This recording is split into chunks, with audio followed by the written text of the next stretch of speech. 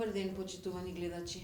Како што ви ветивме, ние продолжуваме и оваа недела со серијата панели под наслов на чија услуга е балансерот. Минатата недела имавме гости од помладата генерација, оваа недела, односно на овој панел, наши гости се господинот Джелел Хоџич од Агенцијата за права на заедниците, господинот Арбен Таравари, градоначалник на општина Гостивар и ВД председател на Алијанса за албанците, и господинот Адмир Ималити од Министерството за информатичко друштво, општество и администрација. Денеска ќе поразговараме, ќе ја продолжиме темата, меѓутоа со новите гости ќе отвориме темата балансер, злоупотреба и на кого му служи балансерот. Бидејќи веќе го пробивме малку времето, ние ќе започнеме веднаш. Не знам со кого би започнала денеска. Ајде со министерот, бидејќи е веќе во таа сфера. Минатата недела младите гости што ни беа тука кажаа дека вие веќе сте започнале со некаква, дали вие или министрите пред вас, не знам точно, дека вие веќе сте започнале со средување на таа алатката балансер, која што е, нели, се користи при вработување на администрација. Што ќе кажете? Дали сте до некаде, дали сте запознаени со што, за што зборуваме? Средувањето е во делот на стопирање на злоупотребата. Значи, сите знаеме дека алатката се злоупотребува во одредени институции, понекогаш се прави тоа од можеби самиот министер или самиот директор или првиот човек на институцијата. Меѓутоа, повеќето од случаите се прави од кандидат. Значи, имаме случаи каде кандидатот во еден одреден конкурс на 3 работни места аплицира со 3 различни националности. И мојот тим, значи, во Министерството сме го разговарале ова, сме го разговарали и со премиерот и сакаме, значи, да го стопираме ова злоупотреба. Тоа ќе го направиме со новите закони, законот за вработените во јавен сектор и законот за административни службеници, каде ќе го задолжиме Агенцијата за администрација во нивниот софтвер систем, како што е сега полето МБГ затворено, исто така да биде затворено и полето националност. Односно, ако кандидатот при креирање на профил еднаш ќе каже дека е македонец или албанец или турчин или било која националност, да не може тоа после минута да го промени за да аплицира во друга позиција.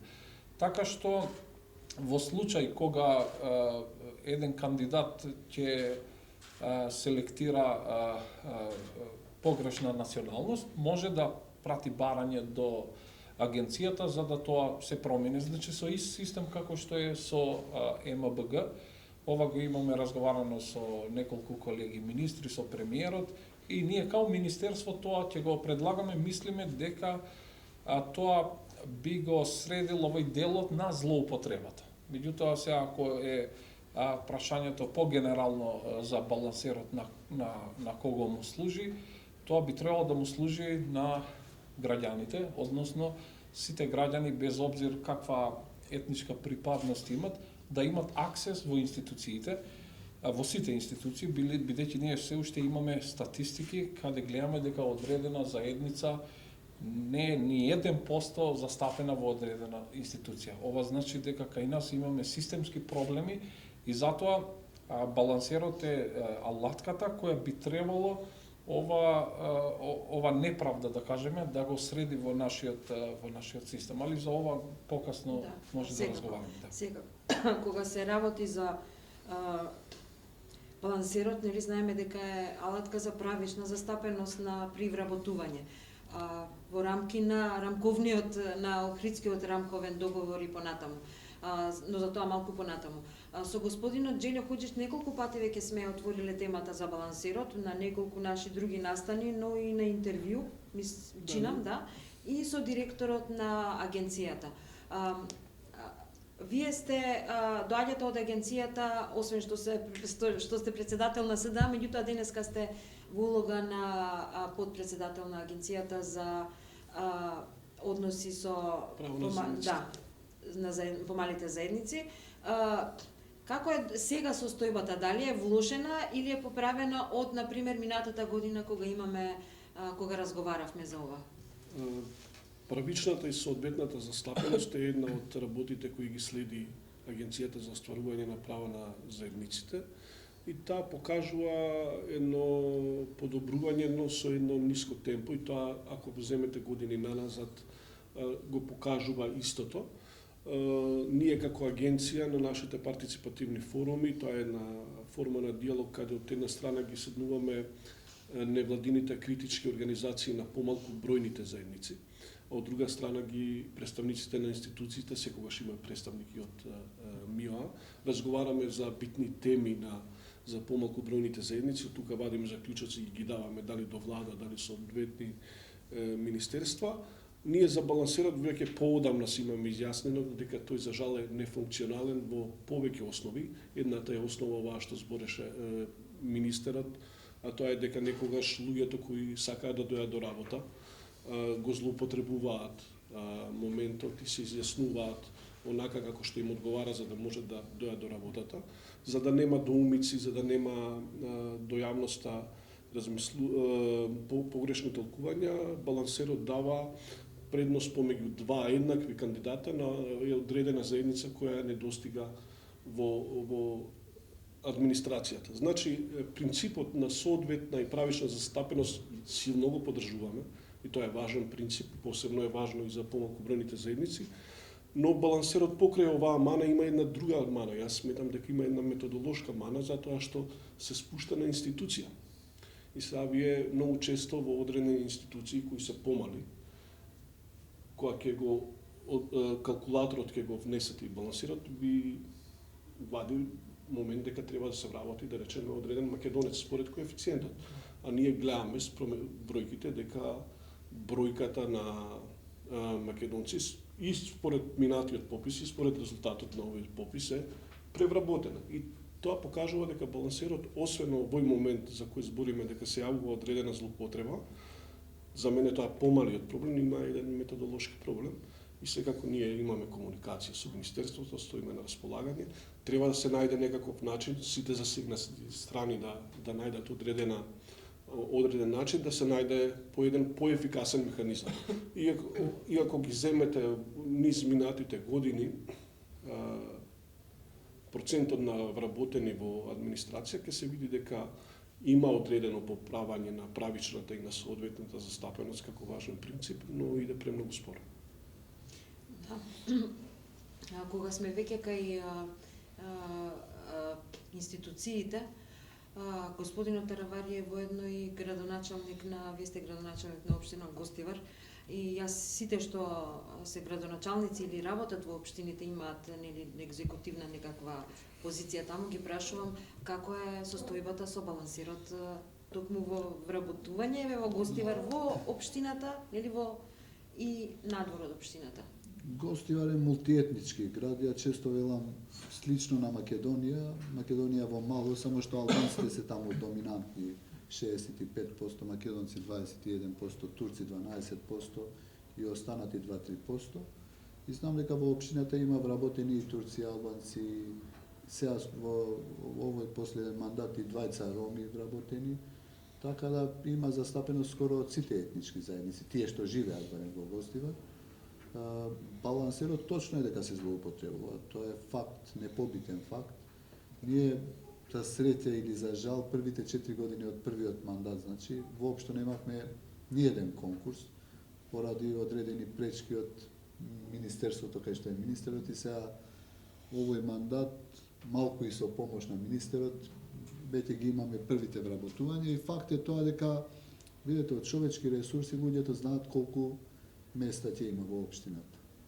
Значи, луѓето знаат дека треба, например, да се вработат 13 албанци, 4 македонци, 2 турци, 1 ром, и знаат кој ќе конкурира горе-долу и одат се запишуваат така како што мислат дека за да имаат помала конкуренција и не може да ги спречиш од човек како се осеќа себе си, може да се декларира, не може никој да го тоа негира. Така да се согласувам дека има злоупотреба. Ја не знам кои би биле да се спречи, механизмите. некако да се направи некој Апсолутно механизам дека- што ќе ги припознава, не можеш Апсолутно денес дека да си ова треба, тоа. меѓутоа видете и по тоа повера што на пример турчин, албанец и ром на пример ќе кажам, имаат слични имиња, посебно ако имаат верски имиња. Така. И ти не можеш да ги разделиш, да речеш ово е ваков, ово е така се декларира и не може да го стопираш тоа. Ја не знам дали има механизми, може да министерот знае подобро, меѓутоа треба некако да се најдат превентивни мерки за да не се злоупотребува. Тоа факт е дека се злоупотребува и не би било добро, навистина не е добро. Например, ете во Гостивар, како македонци да се запишат албанци кои што конкурираат или во некое министерство македонци да се запишуваат како албанци со единствена цел да се запре или да се оневозможи тие да бидат вработени и да бидат правично застапени во сите институции. Продолжувам да мислам дека може би балансерот да не постои, може би треба да донесеме еден закон кој што би бил посебен закон за правична и како беше и соодветна застапеност на сите етнички заедници. Може би со тоа може евентуално да се превенира, да се предвиди некако механизми по членови во тој закон со кој што би се стопирало. Да, за стопирањето на втората рунда токму со вас, а сега со министерот сакам минатиот пат кога ми беа гостите, мислам дека гостинот од Гостивар, сега не се сеќавам точно, спомна дека јас не ги знам, не го знам точно механизмот како е, на балансирот како функционира, меѓутоа кажа нешто во смисла дека има доцнење, во смисла не е доцнење, меѓутоа кога има конкурси и кога се пријавуваат толку и толку број од таа етничка, толку и толку број, па нема да се исполни, потоа остануваат тие, па се вработуваат, пак останува на истиот број. Значи, на друг конкурс пак се бара на следниот конкурс, пак останува тој што е таму, така што не се исполнува нели соодветноста, така? Не, значи, ја мислам дека тоа е случај кога, да речеме, во одреден конкурс треба да се хипотетички да добие една позиција е за македонец, една е за албанец, една е за турчин.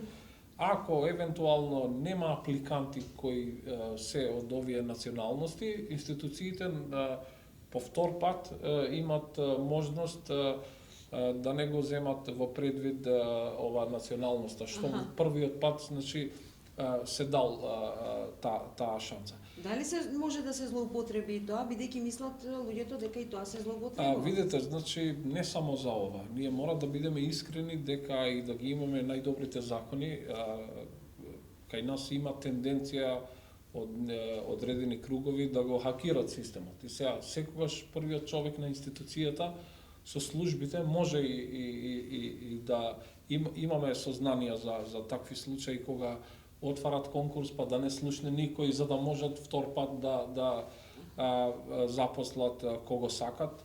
Меѓутоа ние сега да речеме ние као министерство се трудиме максимум да ставиме во законите механизми и инструменти за ако има злоупотреба тоа да може да се идентификува и истото да се среди како што треба. Тоа значи еден мал коментар за методологијата, да не е перфектна, тоа е донесена во 2015 и мислам дека сите знаете дека пред неколку месеци кога ние као министерство ги апдейтиравме бројките од пописот од 2002, сега законски моравме да ги апдейтираме со новиот попис од 2021, колку прашина се дигна. Значи, иако ништо не сме промениле во методологијата, апсолутно ние и за ова сме отворени да видиме ако треба да се апдейтира методологијата за да биде по функционална и така натаму, отворени сме за тоа, но сега една вака поголем проблем е тоа злоупотребата. И ние не сме против некој да каже дека се осеќам као турчин или као македонец или албанец, значи нема да има комисија која ќе одредува кој што е. Меѓутоа, ако апликантот еднаш ќе каже дека јас сум албанец или македонец, тоа ќе останува во систем и нема да може да се менува. Мислиме дека тоа е битно, бидејќи во статистиките што ги имаме регулаторни вака комисии, каде да речеме застапеноста на албанци е 0%. Имаме министерство, да речеме Министерство за економија, каде повеќето од случаите министерот е албанец, таму албанците се 60%, а другите се многу помалци. Што значи ова? Ова значи дека првите луѓе на институциите и не го користеле како што треба балансерот, а плюс кога ќе додаваш тука и можноста да се хакира системот, односно да се злоупотреби алатката, имаме дискрепанции, односно имаме одредена институција каде им се дава преференција на одредена националност. Ние као МИОА, значи во нашите закони, кога сме кај делот на регрутирање, односно вработување, приоритет му даваме на мерит системот, односно да има механизми да најдобриот кандидат секогаш се избира во одредено работно место, односно што помалце аксес да им даваме на политичките партии тие да го злоупотребуваат системот. Меѓутоа 100% тоа не може да се направи. Меѓутоа тука дополнително ние балансерот као инструмент да им дава аксес на сите етнички заедници да имат пристап во институциите, односно да бидат застапени во институциите. Да, Ходжич, еве ги спомна политичките партии, јас сакам да ги спомнам исто така. Дали балансерот, еве по ваше мислење или не мора ни да го кажете, мислењето ако одлучите така, дали балансерот, токму затоа е и прашањето, така и поставено и насловот, на чија услуга е балансерот. Бидејќи највеќе се зборува, а и се гледа дека е како алатка за зголемување на клиентелизмот фактички, нели, непотизмот и понатаму, нели, во партиски цели, или можеби не само во партиски, туку на членови на партија кои што немаат партиска директива, туку ете сеја злоупотребуваат својата позиција, службена позиција. Балансерот е дел и е замислен да биде во функција на онај принцип на правична и соодветна застапеност. Вие знаете дека тој принцип, посебно пред рамковниот договор, е воведен со рамковниот договор, со промените на Уставот, затоа што имаше сериозна дискрепанца и дека огромен дел од припадниците на граѓаните и на населението на Република Северна Македонија не можеа да имаат пристап во институциите, не можеа да се вработат. И са министерот зборува и во 2022 проценти кои се страшни. Сега замислете ги тие пред 2001 година. Значи, тој принцип би требало да го поддржиме и тој е дел од нашиот устав и е убаво да секоја етничка заедница во нашата држава прво ја почувствува државата за своја, да биде дел и од институциите и тој дел мислам дека е јасен. Сега околу балансерот, мислам дека методологијата во 2015 година, добро рече министерот, е промашена. Затоа што тој принцип го не му дава на брзина на неговото исполнување. Напротив, само се продолжува, се поправа од година во година, како што кажав прошлиот год, но се поправа доста споро. И мислам дека тука ќе треба доста по-внимателна и една поширока вклученост на засегнатите страни, за да се дојде до одредено решение кое ќе ги задоволи сите страни. Сега од една страна имате етнички македонци кои викаат па што сега веќе ние не можеме да влеземе во институциите да работиме, за нас не треба да има огласи. Од друга страна, ова што спомнавме мерит системот, дека институциите, без разлика дали се општините, министерствата, агенциите, имаат потреба од квалитетен кадар, кој треба да исполнува одредени услови. Трет момент е каде што ние треба и да го запазиме и етничкиот принцип на правична и соодветна застапеност. И сметам дека тука ќе треба една поширока реформа во тој дел и поширок консензус, барем во делот на она што се нарекува владеашка коалиција, за да може да биде пофункционален. Не сега една од девијациите, ова што го зборите вие, партискиот клиентелизам, не мислам дека балансирате за тоа, најискрено да ви кажам. Не е за тоа, дали го користат? Па секако дека има злоупотреба, ама самата идеја на принципот на правична и соодветна застапеност е да институциите на државата бидат пресликати од тоа што е реалност во општеството. Да, секако дека е така, балансирото и за тоа е, меѓутоа не кажав само тоа, или без партиска директива, што се случува нели со некои луѓе што се на тие позиции, се извинувам. Кога станува збор за рамковниот договор, целата оваа работа и правичното застапување и соодветното и како сакаме и процентуалното доаѓа од потребата за рамковен договор, доаѓа, како што кажа Джели, како што знаеме, од тоа и затоа и се направи Охридскиот рамковен договор. Во Охридскиот рамковен договор, тоа е според некои најдоброто нешто што се едно од најдобрите нешта што се случиле во Република Северна Македонија сега. Меѓутоа, дали таа процентуална застапеност на правична или соодветна процентуална застапеност на сите етнички заедници нема да пречи на квалитетот. Еве сега, например, имаме нова ситуација. Имаме веќе најави, прво мислам дека од Алијансата за албанците, па мислам дека и од ДУИ нешто подспомнуваа, но се враќа.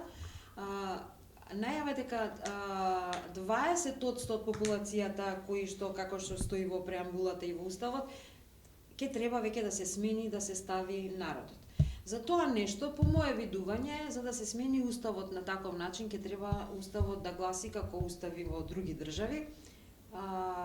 Република Македонија, Северна Македонија е држава на сите граѓани, значи без имиња.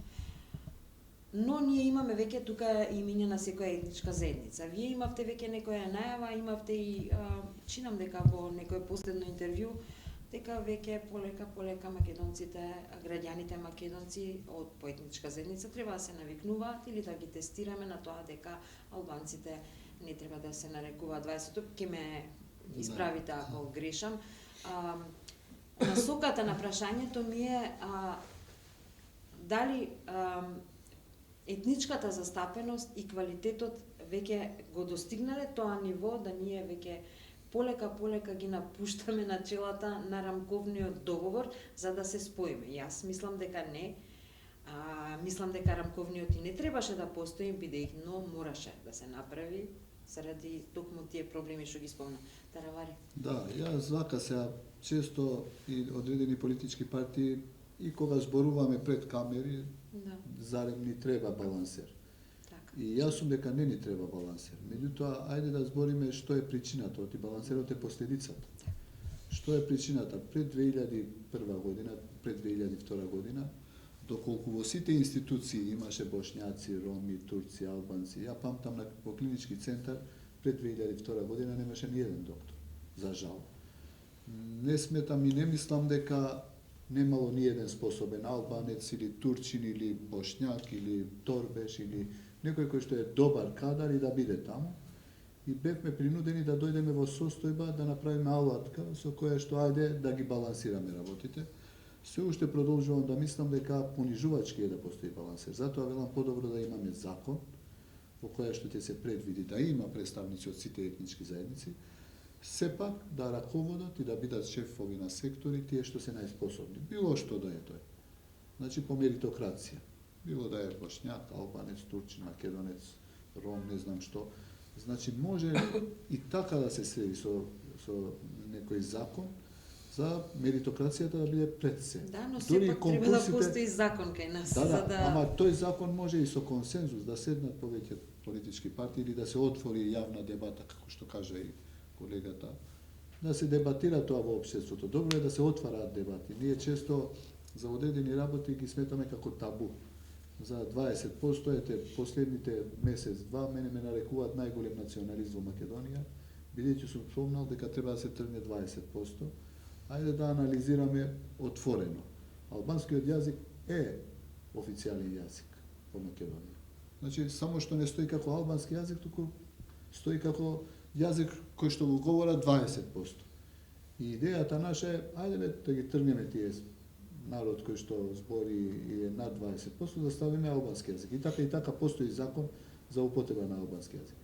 И ако е оваа национализам, да, ја кажав и во еден албански медиум во Тирана, ме прашаа дали е моментот. Реков, ја ги слушам председателите на СДСМ, на ВМРО, председателот на државата, политичките партии албанци, сите кажуваат дека треба да се тргне 20 и е моментот, и е добро. Реков, ајде да ги тестираме и нашите сограѓани македонци. Ние сме биле у СНИФ нон-стоп, посебно овој период, 3-4 години, 5 години, додека беше преспанскиот договор, па сега францускиот предлог за договор со Бугарија. Инсистиравме по секоја цена македонскиот јазик секако да биде така како што треба, да биде македонски, без некој збор пред или после тоа. Така да и од нашите сограѓани македонци, јас очекувам сега и тие да го поддржат ова. Ајде да ги тргнеме бројките и процентите, го ставиме така како што се нарекува тој јазик. Не би сакал во државата да стои официјални јазици се јазици на тие што се над 50%, тие што се 20% и тие што се 10%. Подобро да ги нарекуваме така како што си се јазици. А што доколку, например, бошњаците утре бидат на 20%? Ако ми дозволиш ова Ајде. Јас имам и за тоа ти кажам, да кажам. Кој сака, да. Еве министерот да му давам Не, палке. ја сакав, ако дозволите, мал коментар прво за ова квотите. Бидејќи балансерот во суштина е квоти. Како што имаме квоти за пратеници. Како што вика и градоначалникот, во идеална ситуација ние не би требало да имаме ни квоти, ни балансер, бидејќи му даваме предност на квалитетот. Меѓутоа, знаеме дека не сме во таква идеална ситуација кај нас, односно ако би немале ние квоти во парламент, не знам дали ќе имавме 40% на пратениците жени. И затоа тука правиме позитивна дискриминација и сите се слагаме дека тоа е добро нешто, односно подобро од без да имавме квоти. Мислам дека така и логиката на оваа алатка, на балансерот, јас се надевам дека за неколку години ќе дојде време кога сите ќе констатираме дека не ни е потребно балансерот. Односно, се отвара конкурсот и најдобриот кандидат ќе го избереме и тоа е тоа. А втора работа, значи балансерот не е работа што прв пат кај нас се прави. Значи и експертите од МИОА пред да го донесат методологијата во 2015 анализирале други држави кои имале слични проблеми како што е ситуацијата во Северна Ирска и разни модели. да, и нашиот нормално е малце кустомизиран за ситуацијата во Македонија. Меѓутоа намерата е добра и сите се слагаме дека има подобрување, а дека може и подобро да биде, може да биде подобро. За ова, за тие 20%, јас мислам дека тука зборуваме за преамбулата. И ја мислам дека од денеска не е никаков проблем ако според вашето прашање бошњаците барат да бидат, зошто да не бидат?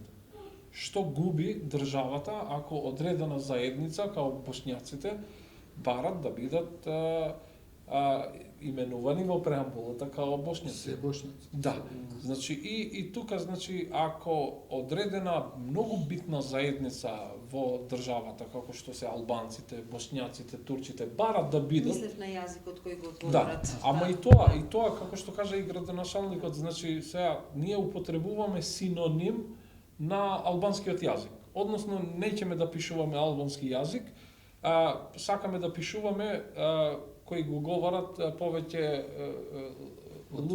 од 20%.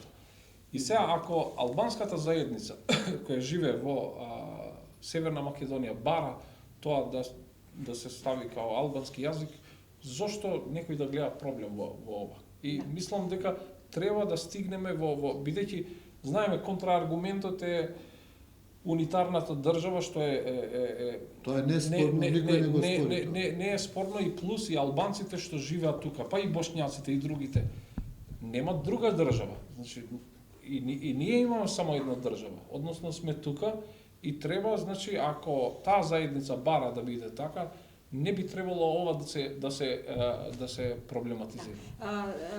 Самиот балансир и правичната и соодветната застапеност и се друго навете кон ова прашање, ова до прва прашање ќе се отвора во иднина, сметам дека нели еве со скринингот и отворањето на уставот ќе се Ти ми отвори ова дозволиш за оваа прашање. 20% ако биде бошњачки или турски? Да, секако, Босански. само сакав да кажам дека јазик, сепак босански, нема на да, панелот е да, балансиран, босански. но е добро што се отварат Да, и да, вакви ние прашања, бидејќи ќе се отвораат Ние во ќе иднина повеќе. почнеме да бидеме општество како што треба кога ќе имаме позитивна дискриминација.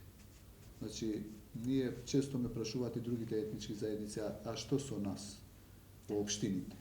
Немаме ништо против, значи во општините нека стои 20%, 10%, воопшто да не стои, да се остави на самиот совет на општината да се одлучи. Немаме против. Например, често го спомнувам во гостивар и турскиот јазик официјален, бидејќи професорот Руфи Османи 2012 година со консензус изгласале, тој го дал како предлог и турскиот да биде трет официјален јазик, иако тие се 10%, 11 или 12, или во Куманово 5 јазици се официјални.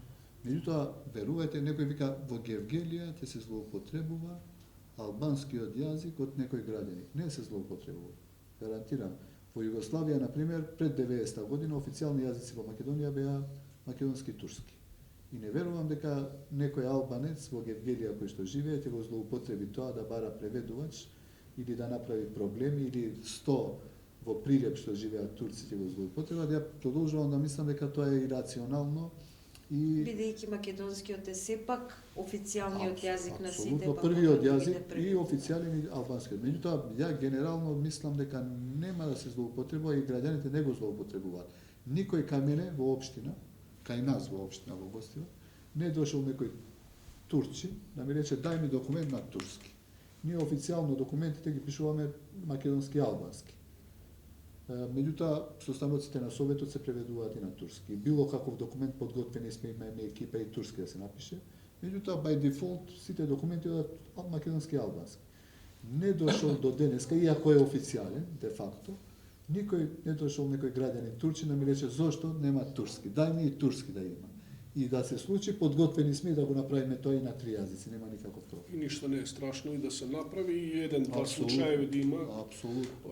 Околу рамковниот договор, ако Да. дозволиш, секако дека еден таков договор кој донесе мир во државата не е совршен во целина, но во суштина ја мислам дека рамковниот договор е добар за Северна Македонија, затоа што од една страна донесе мир, од друга страна донесе решенија кои се функционални и уште се функционални, и трето го убрза патот на Македонија кон Европската унија и кон НАТО, за разлика од некои други мировни договори во регионот кои внатре во себе имаат такви механизми на блокада за развој на нивните општества и држави што рамковниот договор реално ги нема.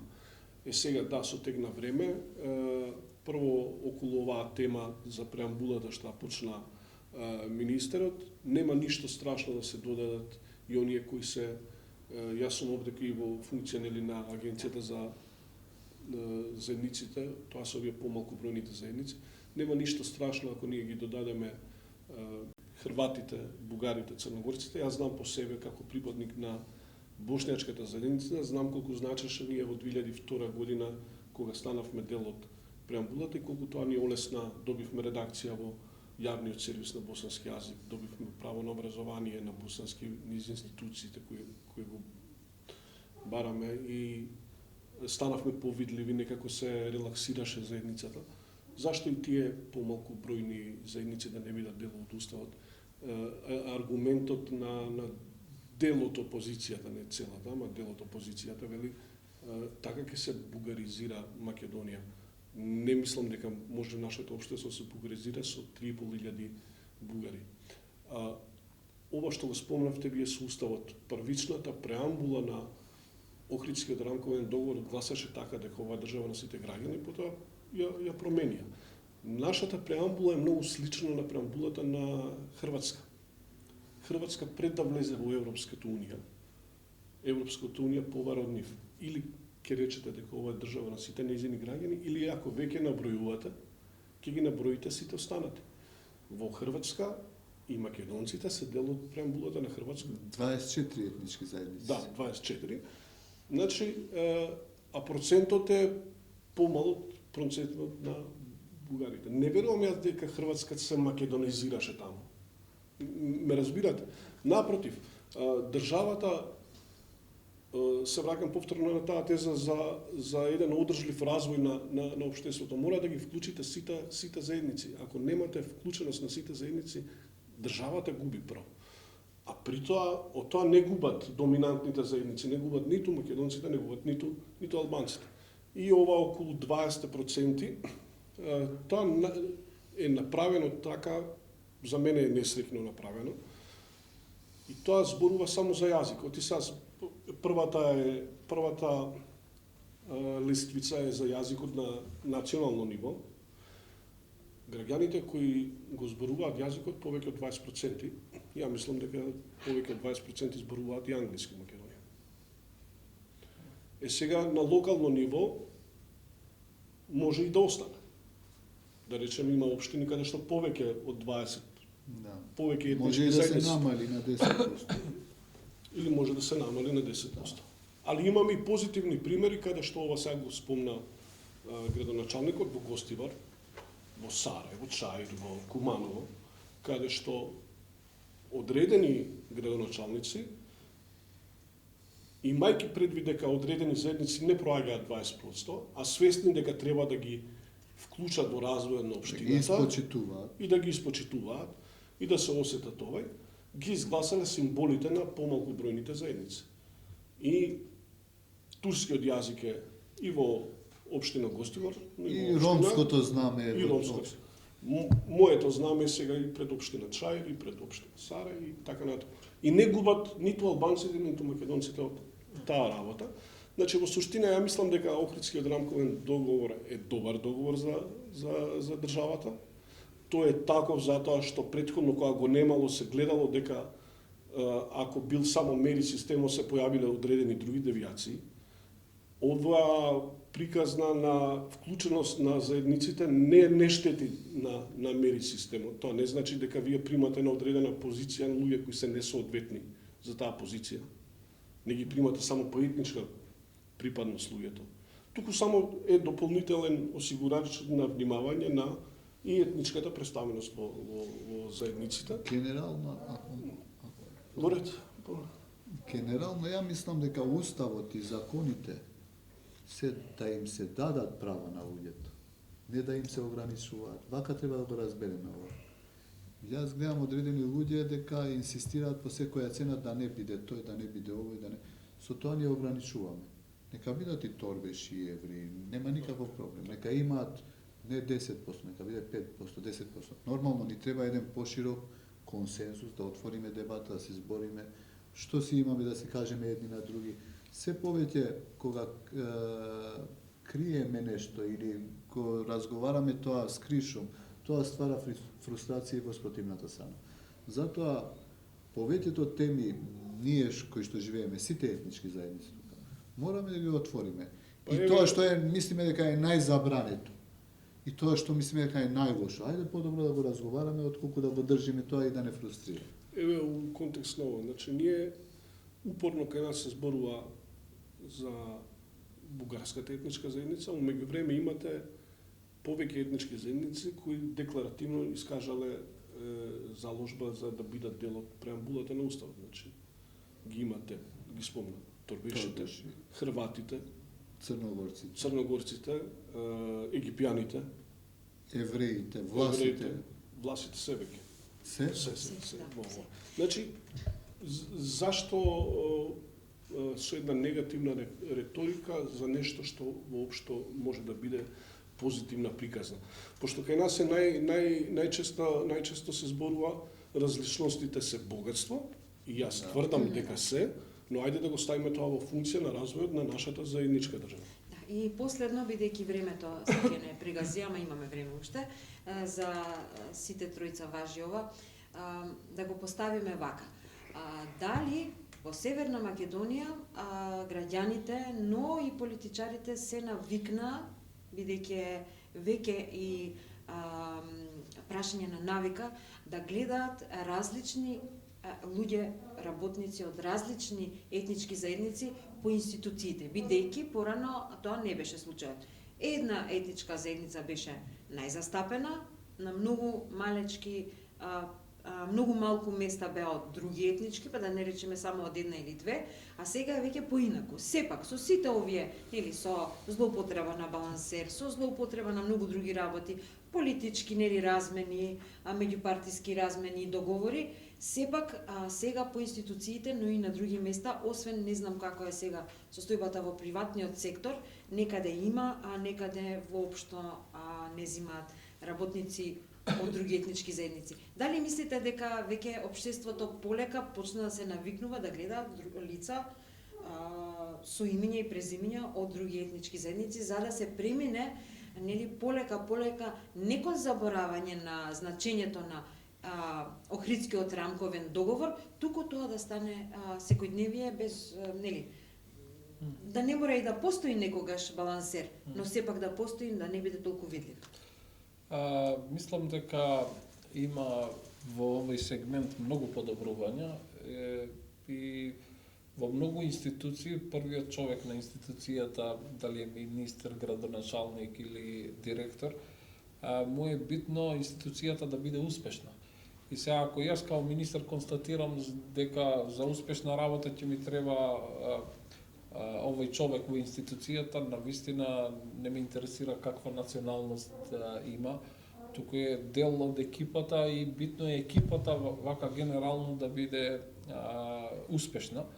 И мислам дека како што било и како што е, апсолутно имаме многу подобрувања во овој сегмент. Меѓутоа, фактот што ви кажав, сега тоа не може да се генерализира, меѓутоа сепак се уште во 2022 година имаме институции каде да речеме бројот на албанци е 0 или на босанци или на турци. И имаме и на роми, да. Значи имаме институции и од другата страна имаме институции каде бројот на албанци е 60 или 70%, бидејќи скоро 2 децении само албанци се први луѓе на институции.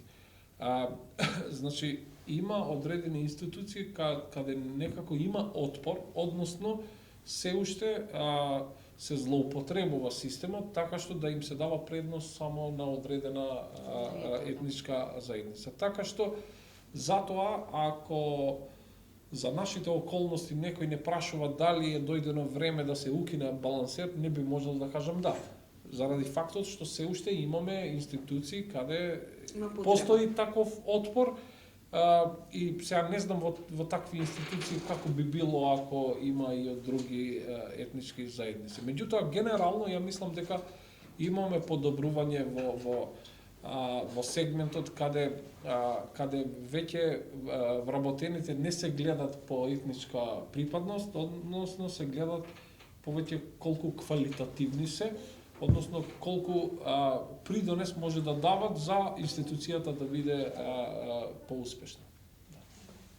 Јас се согласувам со министерот, дефинитивно постојат одредени институции, одредени кругови кај што некако е забрането освен македонец да биде, што искрено ми пречи. Мислам дека не треба така.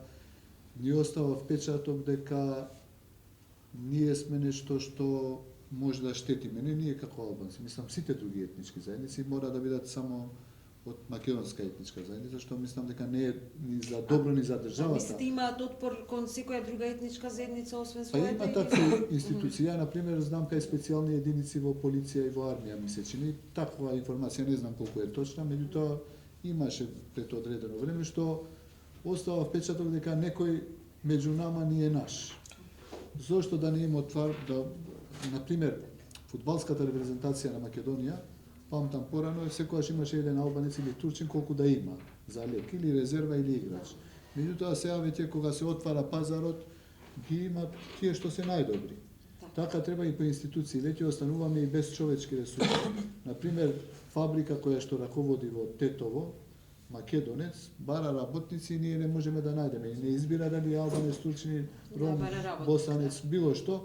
Дајте најдете на работници, дури има реклами за да бара работници. Ние наскоро ќе дојдеме во таква ситуација што веќе немаме луѓе кои што да работи. Така да, колку што има население и тој микс на население треба да ги има и во институциите, се со цел секој да се го осети тоа дека е наше. Институцијата на сите нас кои живееме тука. Да не биде селективно овој може, тој не може. Тоа важи, мислам дека за сите институции, за сите организации што постојат во Македонија. Дури и приватните фирми, гледам последно време, иако е директорот или газдата албанец, гледам дека сака да има и македонец и турчин во својата поблиска екипа. Истото важи и македонец ако е газдата, бара да има албанеци или турчин. Ги гледам во приватните клиники се повеќе бараат поради клиентелата која што доаѓа, бара да си имаат секакви, да биде тоа, да има микс од различни етнички заедници, се со цел да привлечат што повеќе клиенти, по било што да работи таа институција. Хоđиш, се навикнавме ли? Мислам дека се скрши таа перцепција.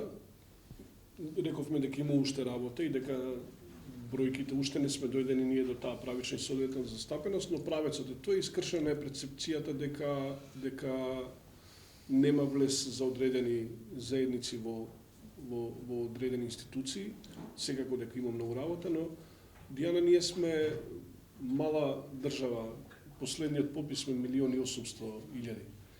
Ние се сведуваме на еден град во некој од поголемите држави. Ние мора да покажеме една свест дека можеме да го уредиме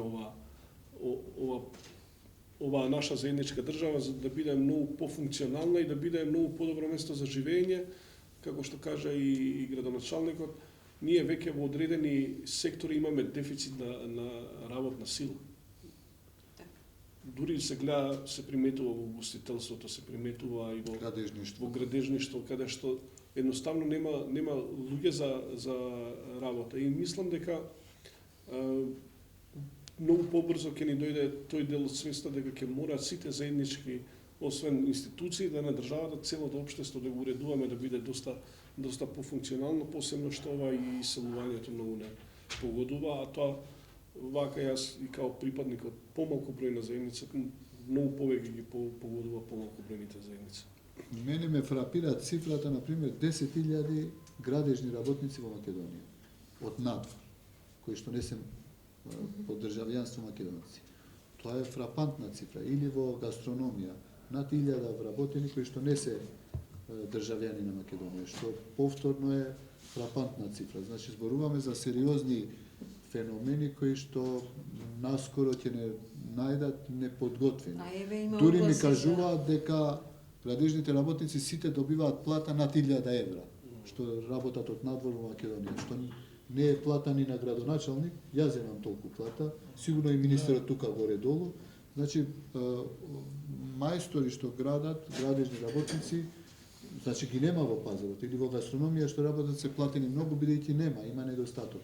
Тие може би се платени многу, но ние не можеме да најдеме за наши лични потреби, не за институционални или големи објекти, нели корпоративни, не можеме да се најдеме мајстори градежни, бидејќи се отидени надвор за поголеми плати. Пазарна Што значи економија дека тоа е. да, малку е. Мора тоа да се надополни Да. тој недостаток што го нема во општеството. Значи отидени наши работници во Германија, За од некаде повеќе. друго доаѓаат тука работат. Така. Јас ви благодарам на тројцата што ми бевте денешни гости, ви благодарам и на сите теми што ги отворивме, ги чепнавме, дадовте секој свое видување на тоа што значи балансер, па и други прашања многу важни што ќе се отворат во иднина, мислам дека во многу блиска иднина. Некаде мислам дека дадовме до некаде една слика за балансерот, кој што отвара уште многу други прашања. Балансерот не е само алатка, туку е, нели, како што кажавте, и последица, но и една насока како ќе се движи понатаму нашето општество. Ви благодарам уште еднаш што бевте, јас се надевам ќе се видиме во некои други состави многу напредно. Денеска се одржа панелот, серијата, продолжетокот на серијата панели на чија услуга е балансерот со господинот Джелјан Хоџич, Арбен Таравари и Адмирим Алити. Ви благодарам на вниманието и се гледаме веќе следната недела.